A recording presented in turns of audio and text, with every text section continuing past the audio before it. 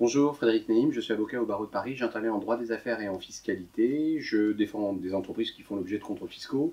et j'aimerais aborder un point que je vois de plus en plus souvent et qui laisse les entreprises assez démunies,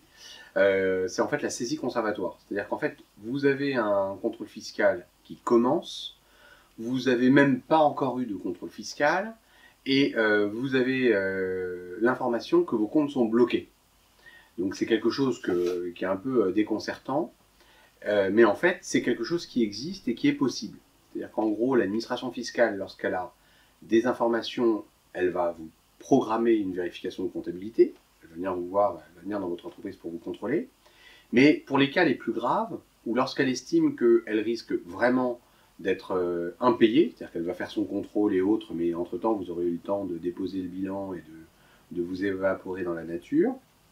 eh bien l'administration peut aller voir un juge qui s'appelle le juge de l'exécution, sans vous le dire, pour aller solliciter et recueillir une autorisation de saisir les sommes qui figurent sur vos comptes bancaires, bloquer les sommes qui vous sont dues par vos clients,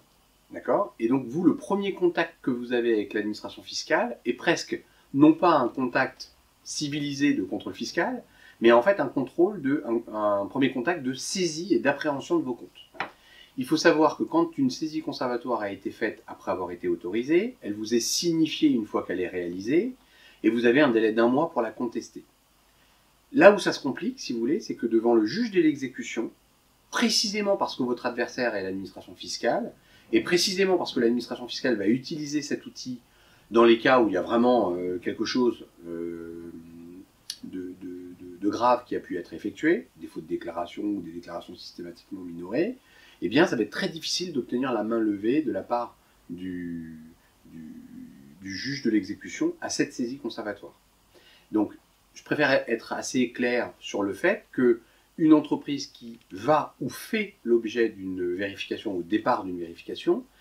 si l'administration constate des manquements graves, l'administration a toujours le moyen de se faire autoriser à faire une saisie conservatoire. Et bien évidemment, les premiers contacts que vous avez avec le contrôleur, s'il a déjà commencé, il ne va pas vous dire qu'il va faire une saisie conservatoire, donc il vous parle tout à fait normalement. Et un jour, vous avez une saisie conservatoire qui s'opère sur vos comptes bancaires et qui est très très pénalisante parce que souvent, ça signe la mort de l'entreprise sans même